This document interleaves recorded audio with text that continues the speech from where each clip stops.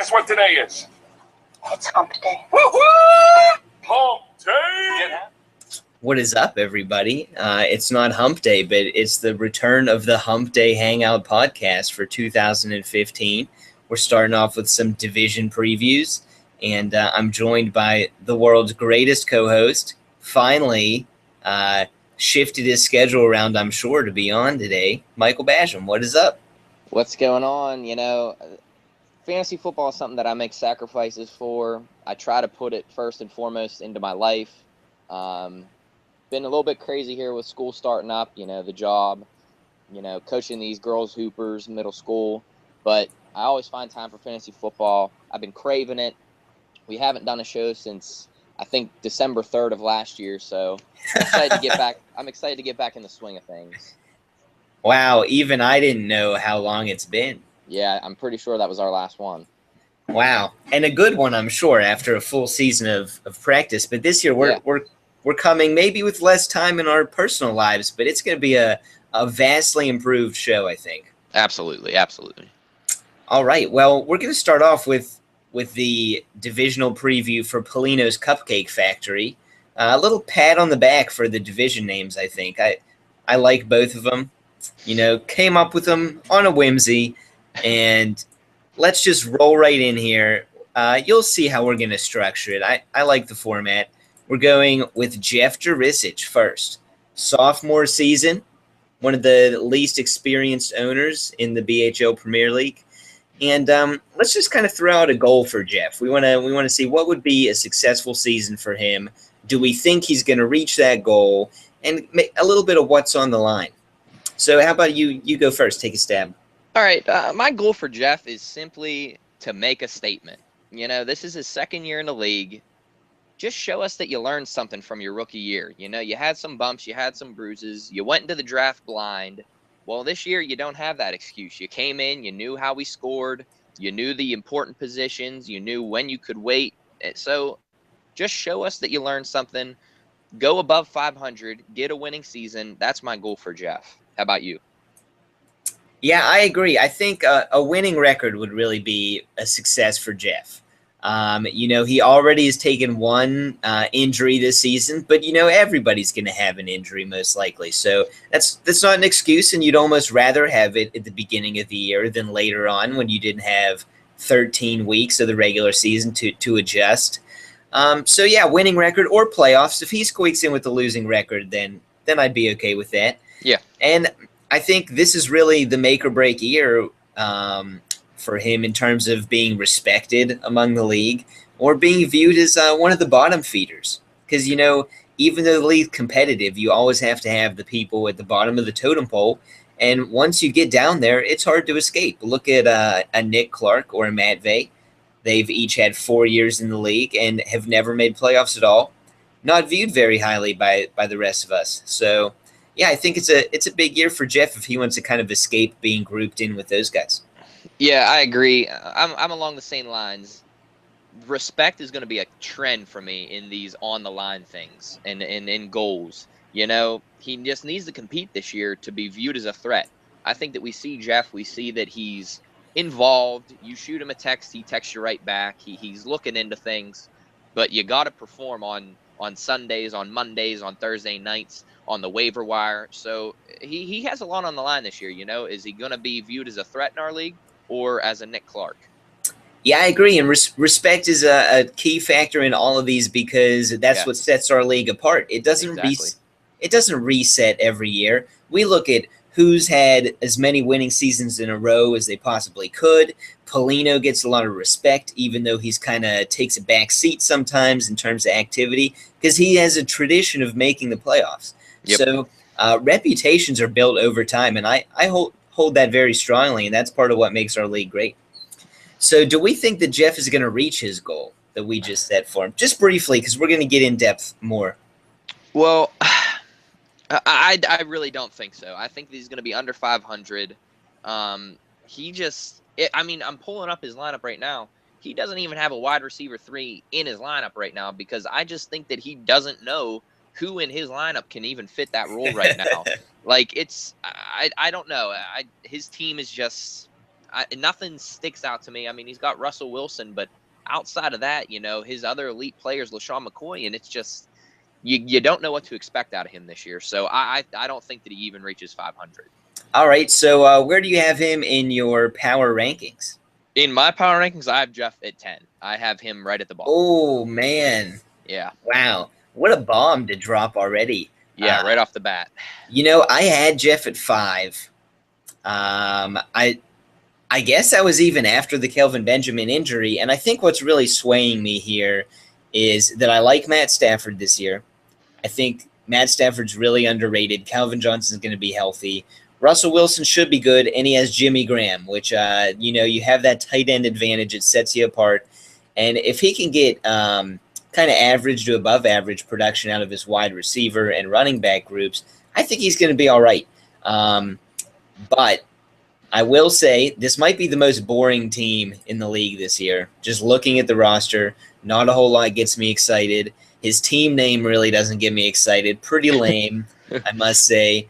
And you're right about his wide receivers. Every wide receiver on his bench could be on the waiver wire, and I might not pick them up. Probably Terrence Williams I'd consider. Yes. But the other guys wouldn't even be on my watch list. Right. So Jeff's got some work to do, no doubt. He's really leaning heavy on the Seahawks, who didn't really look that great this preseason offensively. Yeah, they truly didn't. Yeah, we'll see how it goes. I'm really pulling for Jeff. He's a very likable guy. Yeah. But I think next year maybe is more so the year for him than this season. Yep. If anything. I agree. All right, let's move on to Nick Clark. Always a favorite in the preseason, whether he's doing something dumb, whether he's kind of mysteriously the dark horse like last year. He's always kind of the talk of the town in the preseason. And I think a goal for him this year is just going to be a winning record. Flat out, period, winning record. I agree. He can no longer be the rug of the league. We just walk into the house, we walk into the draft, we just walk all over Nick Clark. Right from the get-go, we all see Nick Clark on the schedule. That's a win for us. He just needs to get something rolling this year where somebody next year can look on the schedule and think, oh, crap, I got to play Nick Clark. He needs to get out from the bottom of from out of the cellar, I guess. I hear you. There was actually a point in this draft, though, where I looked at Nick Clark's team and said, wow, I'm kind of jealous. I would probably swap teams with him right now. Mm-hmm. I don't know that it ended up that way per se, but I think he had a really strong draft. And, I think what's on the line is Nick Clark tired of being a punchline? That's pretty much what it boils down to. And I really think he is, but I've thought every year he's seemed motivated coming into the league. And every year it just kind of seems to fizzle out. Now, Now nobody's fizzled out as magnificently as Matvey did last year. Matvey was checked out by like week 6. But even if Nick Clark has a down year, I think it would be a success if I see a little bit of fire from him. Maybe battling back to a 6-7 record. I'd still view that as a successful stepping stone for Nick Clark. Yeah, I agree, especially after his draft. After this draft, I really look at his team, and it's solid from top to bottom. I really think that it's solid.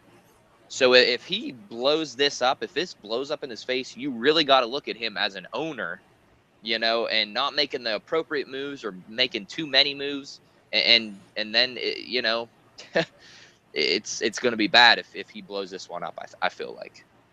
Yeah, it's definitely kind of it's a pivotal season for Nick. Every year's kind of felt like that, but this is going to be his 5th year in the league, and he's really in danger of kind of really becoming a true punchline. Yes. I don't want that to happen. I'm rooting for the kid, and in my power rankings, he is 6th. I also have him as 6th. Nice. Well, for once, we agree. Yes. Let's some topics I've written down here for Nick Clark. What do we think about his running backs? I think it could end up being one of the better groups in the league, but it could also really turn into just the Jamal Charles show. I agree there. It's an awesome combination, Charles and Ingram. Spiller does scare me a little bit in New Orleans. just because I feel like he does have the potential to be a 3-down back. You know, if he comes out and explodes, you know, he could definitely take some work away from Ingram. I'm not just saying that because I own him, but I really do feel that way. And then Randall, you know, everybody's talking about Randall. I read the other day McFadden's viewed as the best back in Dallas, and then you just hear constantly different things coming out of Dallas. Anybody could be good behind that line, but is Dallas really going to put him as a full workhorse and give him the necessary touches to put up big points? If so, his running back trio is definitely in the top 3 mix for best in the league. Yeah, it's very good. And, I mean, Julio Jones is probably the best fantasy wide receiver there could be. Yes. I think. He was my number 1 this year. So I like Nick Clark's team a lot. It's a shame that Martavis Bryant has been suspended for 4 games. But his receivers are pretty crazy. He has Steve Smith as maybe his wide receiver 5. Yeah, which is crazy because I feel like Steve Smith's going to come motivated this year. I agree. So the other thing about Nick Clark, he seems to have taken a lot of heat in the coaches poll for his quarterback selections, and they don't really get my juices flowing per se. But I don't think they're bad at all. I agree with you there. I love Matt Ryan, and I really, really love Teddy Bridgewater this year. In that offense, he's got weapons around him now. They added Mike Wallace. AP's back to take some of the heat off of him. His offensive line is not that bad, and he just has the skill set. You know, he can move if he has to. He's got a rocket arm. He's a sneaky top 10 quarterback this year. Definitely has the potential to finish top 10, maybe even top 5. Who knows? Yeah, I think it's a running based offense, so I don't know that I'm buying in too much on anything higher than maybe 8 or 9. Yeah. Ceiling. Maybe that's why people aren't excited, just because the ceiling's not as high as you guys. But I don't mind it at all. No. And this is easily the best bench that Nick Clark has ever had, I think. Hands down. I mean, that's not really hard to say, but even a guy like Matt Jones, I mean, that's not a smart lottery ticket stash that Nick Clark usually makes. Right. Usually it's some 40-year-old bum trying to hang on to a team and not get cut, or someone that's injured. So I don't know. I really think this could be Nick Clark's year. He's in what everyone is considering to be a soft division this season. Although I think that usually just ends up balancing itself out. But we'll have to see. I'm excited for Nick Clark. Me as well. All right, let's move on to Matt Vey. Came into the league same year as Nick Clark, and pretty much has performed about the same. A few more wins on average, but no notable successes. I think the goal for Matt Vey this year is just anything good, because if anything bad, and he really risks being like the very bottom of the league totem pole if Nick has a successful season. Oh, man, if Nick Clark has a better season than him, it's bad for Matt Vey. I mean, 4 years in the league, he hasn't done anything. He hasn't even had a top score. Yeah, I mean, he has this success in all these other leagues that he's in. He's always talking about it. And being in his league last year, you know, he had success. His team was a freaking juggernaut. So I really don't understand why he can't have success in our league. Is it just that competitive where he can't get things done? Am I too much of a threat to him? It's me bashing him every week on our talk show. Just get to his head. I'm starting to think so. So Matt Vey, you got to step up this year. Playoffs or bust for me. Playoffs or bust. I like it. Playoffs or bust. So that's I mean, we pretty much went over what's on the line for Matt Vey. He's number 8 in my power rankings. What about you? I got him at 9. 9. Ooh. Yes. Well, that's probably because I have somebody else at 8 that you could yeah. All right. Let me pull up his team here and get into some discussion. The big thing always with Matt Vey is I just really scratch my head at not a single draft pick he makes, but like a combination of them. Like if he was like building a stock portfolio, he's picking all the riskiest stocks. He's not getting any safe ones. We have Cam Newton, okay, first of all, Cam Newton, just the exact style of quarterback I would envision Matt Vay wanting to have on his team. Yep. Also, Cam Newton screwed Matt Vay over last year, so very loyal to go back to the well here. Mm-hmm. And then he drafts 2 rookie quarterbacks. Talk about risky. How many rookie quarterbacks can you remember in our 8-year league history or whatever that actually had good years? RG3 and Luck in the same season. Yep. Both come to mind. After that, I'm kind of struggling to think of too many. I can't think of any. Russell Wilson, maybe. Yeah, Russell Wilson. He wasn't even phenomenal his first year. I think he was. He might have ended up the number 8. So Yeah. that was pretty good. But I mean, that was on an exceptional team. Right. Winston, he supposedly has one of the easiest schedules for a quarterback, but his offensive line is They are horrendous. possibly the worst in the league. He's already They're a little terrible. dinged up from them being bad in the preseason. Yep. And Mariota plays for the Titans. When's the last time a Titans player was fantasy relevant?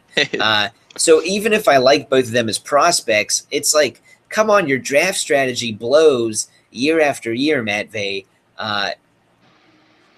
They say the definition of insanity is doing the same thing over and over again and expecting a different result.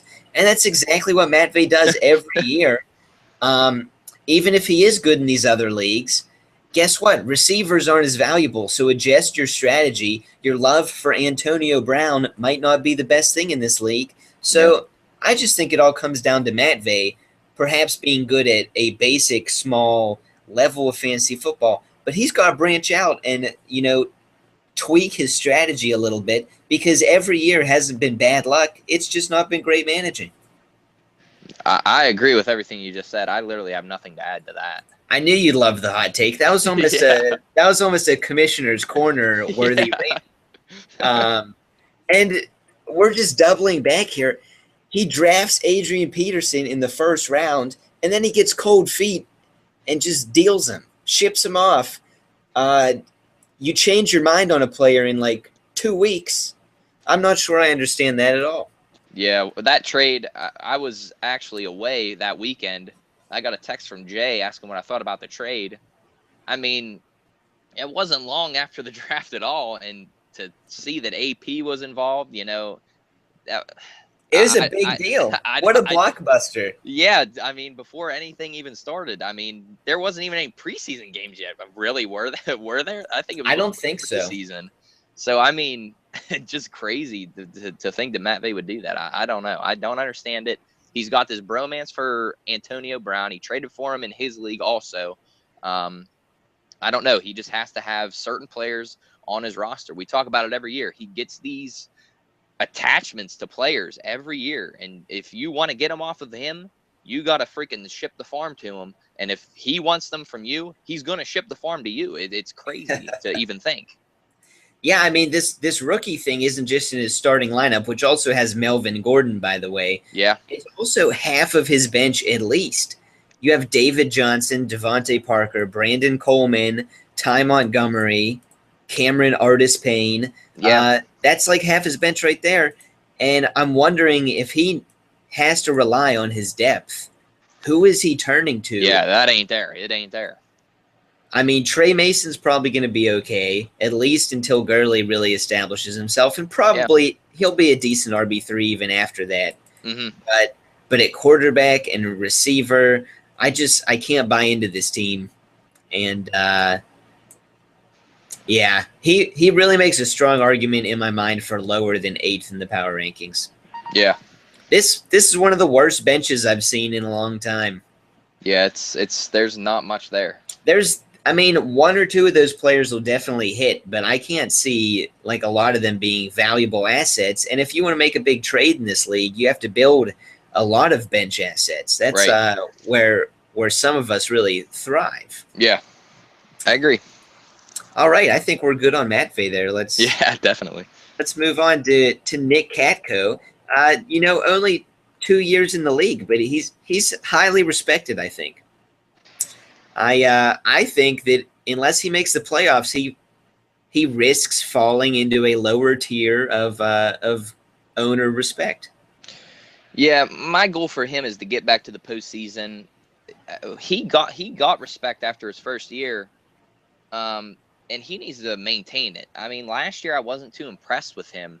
I don't know if I'm being too hard on Catco. No, I think he got a lot out of his first season, and it kind of carried over into the second, where he didn't take that much criticism, even though Yeah. perhaps he deserved it. Yeah, absolutely. I agree 100%. So he needs to, he needs to prove that it wasn't a one-hit wonder. Let's put it that way. And he's already off to a rough start with Arian Foster taking a fall. Yeah, that's rough. This team is very interesting to me.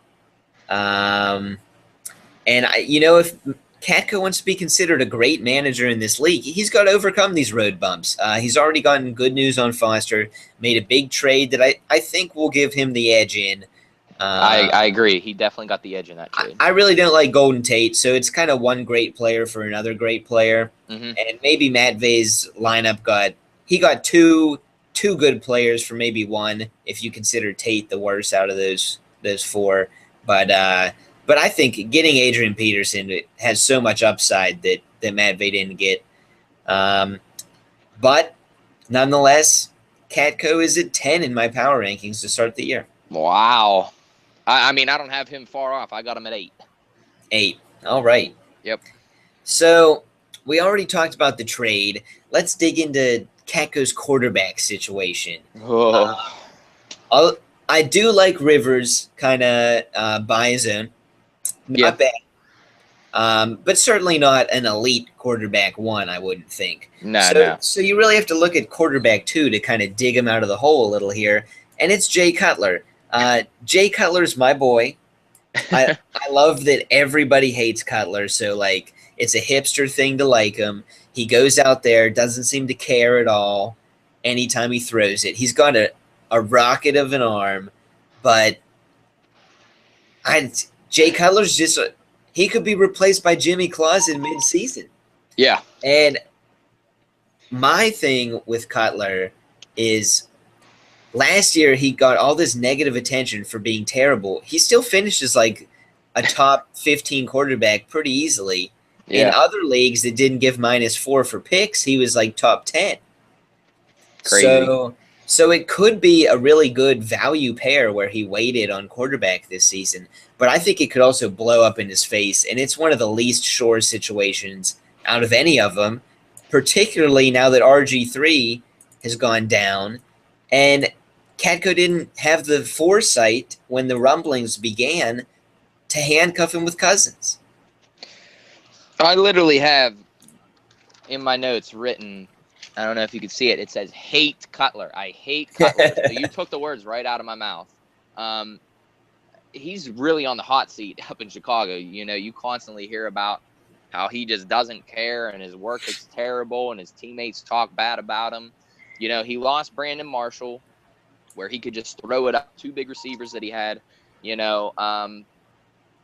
Forte, he's not going to have the dump off to Forte constantly. Trestman's gone. And then, like you said, he literally has no QB3 on his bench to turn to if something goes haywire with Cutler.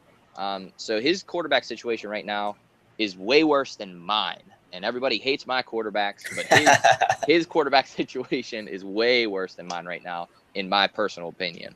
Oh, that's interesting. I might agree with you there because Rivers and Cutler are guys that I don't want to start them if they have a really tough matchup, especially Cutler. And Cutler has to play Detroit and Green Bay twice a season. Right. So I don't know. It's just looking rough. And I will say that Catco and Polino are almost perfectly set up for a big trade midseason where Polino gets rid of that quarterback 3. Yes, yeah. Catco dishes one of his good running backs. Polino loves Arian Foster and the Texans. So we'll see. But I think Catco has to try and see if he can figure it out without dealing this running back group, because it is awesome. If he has a healthy Peterson, a healthy Foster, and Gore is just a solid running back too. I mean, Catco's winning weeks on his running back group alone, especially if his quarterbacks have okay games. And then Blunt, I think, is fairly underrated as well. Yes, I agree. I love his running backs right now.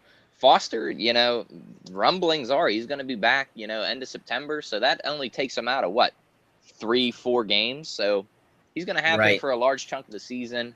His running backs are awesome. I like his wide receivers. And he's got a little bit of firepower on his bench.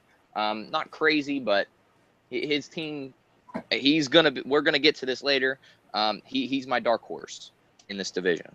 Yeah, one last thing on Kako for me is you mentioned the firepower on his bench, and Kako's openly spoken to me. I don't know about anyone else about this drafting for upside, just acquiring upside. That's kind of my approach to fantasy football. Yeah. You have to just accumulate upside players, not these boring Fred Jackson types on your bench. And so Kako went into the draft, and after the draft, saying that's what he did, what he was going to do. I look at his bench and I don't see hardly any upside. You have Victor Cruz. I don't know if it's going to be there at all. I'm not a big fan. Devonta Freeman is like the opposite of upside. Even if he gets the running back one job, he's not that good. David Cobb, even if he runs away with the job, he still plays for the Titans. Doug Baldwin, Seattle has like 100 wide receivers. Jonas Gray, are you kidding me? And then Dorial Green Beckham also plays for the Titans with like 4 other wide receivers. So even if these guys could be good in the future, like next season, or the team's better around him, I mean, McKinnon is maybe the only upside guy on his bench at all. I could see it. I mean, Freeman could come out. Coleman hasn't done anything in Atlanta. Freeman has potential. Cruz, I really like Cruz this year. I was really targeting him in the draft. I feel like he's going to really have a bounce back year if he can, figure out his health. Yeah, I mean, the problem with Cruz is he had the worst knee injury you could possibly have, they say. Like worse especially as a wide receiver, yeah. Worse than ACL, worse than meniscus. So I don't know. How do you come? I can't imagine coming back from that. Maybe it's because my knees are shitty, but I don't know. Kako, half his bench could just go for other people on the waiver wire, in my opinion. But there are also guys that they're just hard names to drop. So we'll see. I still have a lot of faith in Kako. I don't know if it's kind of dumb of me to still have so much faith in Kako, but I do. I respect him as a manager, and even though his team is currently 10th in the power rankings, I do think he ends up much higher by the end of the year. Yeah. All right, let's jump into Polino, the last member of the division here. It's his Cupcake Factory. He picked him. And I kind of had a tough time coming up with a goal for him, because you'd think somebody that's been on the precipice of success so often, you'd say he had to win the championship. That would be the goal. With the team he drafted, championship. But, for Polino, it just feels like the playoffs would be a success enough. That's how I felt before the draft. But once again, looking at his team, I think now the expectations have been raised. It's championship or bust. My goal for Polino, he had a terrible season last year. And it really, really makes me think back to myself. Polino had all this success whenever he first got into our league. He on the dynasty rankings, he just shot right up to the top, or really near the top. And then he came in last year and he just crapped the bed. So he really needs to redeem himself after last year. So I agree with you. It's playoffs at this point. I'm not giving him championship just yet as his goal. All right, fair enough. And I think, he made the playoffs the first 4 years he was in the league. Last year was his 5th, and he missed out. He was close. But he seems more motivated this year, don't you think? Yeah, after the draft, he definitely did. Because that was something I thought, after last season, it looked like the demise of Polino. He was losing interest, it seemed like, wasn't very active. That's his style, but it just seemed to be even on a whole nother level last year. So I don't know if grown-up life is getting the best of him, or if he's going to get back into the swing of things this year after, he kind of lost some of his mojo last year. That is true. So power rankings, I've got him number 1. I've got him at 2. All right. every time I look at this team, it looks better than the last time I looked at it. He has Luck and Romo, probably two of my top 5 favorite quarterbacks for this season. And then he's got Brady on the bench, who even if I'm not excited about, he's still Tom Brady. Wide receiver, he has Calvin Johnson, who everyone's kind of sleeping on. Calvin Johnson could still be the best fantasy receiver in the league if he's healthy all year. He has Odell Beckham, really making a charge for best receiver in the league. Yeah. And then he has Andre Johnson, who's now paired up with his number 1 quarterback, Andrew Luck. So if they connect for a touchdown, Polino's getting double the points. The roster outside of running back is just insane. Julius Thomas even is a fairly strong tight end. So I like Polino's bench as well, but it's all going to come down to his running backs, and they scare me a lot of bit. Yeah, I'm not crazy about Polino's depth right now, but his starting lineup is insane. But like you said, his running backs, you got Joik, who, he can't get healthy. He's back now, but Abdullah's really taken some huge strides this preseason. Hyde, he he could go either way. He's kind of that do-it-all back, but he could definitely fall flat on his face. And then Doug Martin, he's looked good in the preseason, but once things get flowing, come game time, when where they actually count, I don't know. It's yet to be seen. And then if you look at his bench, if one of those 3 fall on their faces, who is he going to plug in? I don't see anybody right now where he. Aaron McFadden, baby. I guess McFadden, but I wouldn't feel comfortable with that. But he does have a quarterback that he can deal. He's definitely going to deal one coming up here soon, I would imagine. So we'll see what he can muster up. I think he's going to sit on the quarterback until he either panics and needs to dish one to maybe correct some losing ways, or until closer to the deadline when they're really valuable. It's going to be, that's like kind of his ace in the hole, and it's going to be interesting to see how he plays it. Yeah. The other, I don't even know if I should drop this theory on my part, because maybe other people are gonna use it to be competitive. But you know what? I've won 3 straight championships, so what do I have to hide? This strategy is kind of interesting because what position gets hurt the most in football? Running back. Yeah. And, the other positions on his team are loaded, so literally 100% of his free agent dollars can go towards 1 or 2 running backs throughout the year. If he uses all of his free agent dollars to find those guys, then his team's a juggernaut, hands down. True. Very true. Good way to look at it. So I don't know if he's thinking that. Maybe I just put the idea in his head, because he did say at the draft he watched every show last year. Yeah. Now, I still don't know if I believe it, but if he listened this far, that's our reward to him. So I don't have too much else to say about that team. It's all around good. Yeah. Nothing else to say about it. I think it's solid. Yeah, I think he's the guy to beat this year. In that division, yeah. Oh, for sure in that division. And let's just mention briefly, there's not really a great time to do this when we split the divisions into 2. But Polino and Billy's trade of me for Jeff, what an absolutely ridiculous deal on Billy's behalf. He gave away Jeff, an unproven owner, who I ranked 10th. Right, who Basham ranked 10th. I ranked him 5th, but still, for me, the 3-time champion, the bane of Billy's existence these past few years in the league. First of all, what a lack of respect for your manager, your commissioner, that is. And what a great move by Polino to propose it. I think he proposed it. I don't know. I think Billy, I don't understand what happened, but that's going to be a big storyline this year because, I needed a little bit of motivation after so much success has gone to my head, nothing really to play for. But Billy dealing for me has really lit a fire among a few other things, but definitely not a smart move on Billy's part. No, definitely not.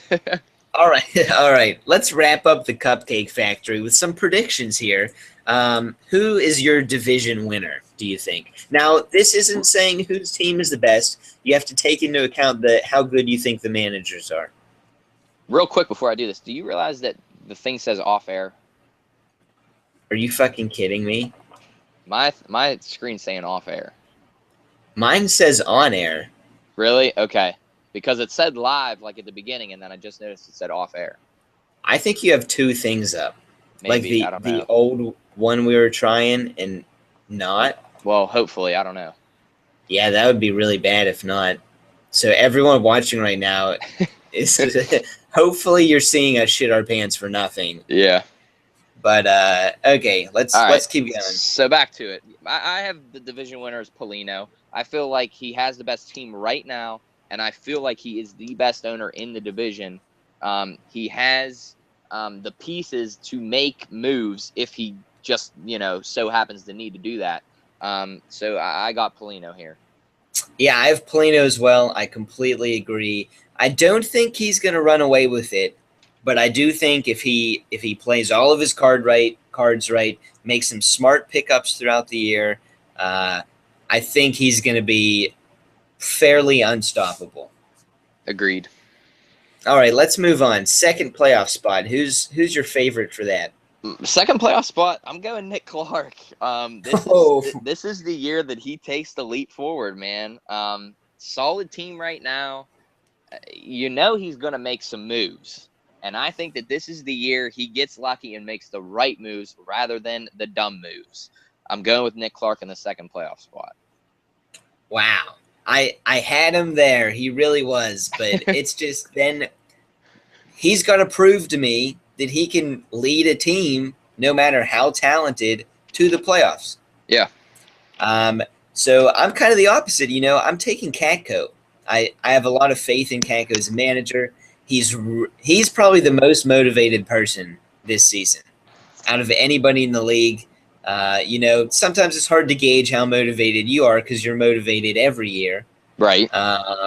Me, I'm probably not the most motivated. Billy, I can't get a handle on. Polino, motivated for him is like 7th out of the league in motivation. Yeah. So I really think that Catco's the most motivated, and he kind of does have an elite running back that he could deal during the season. That I don't want to say surplus because that's one of his only strengths. Mm-hmm. But if he makes a smart trade for one of those guys, he could really elevate his team. He's got to find a quarterback, but we've seen teams get to the playoffs with not great quarterbacking before, like me last season. Right. So maybe he's my true dark horse selection. But my dark horse pick for the purposes of this exercise is Nick Clark. Just because I think everyone still doubts him, even if they think his team right now is good. And I think a winning record would be considered kind of an upset for Nick Clark.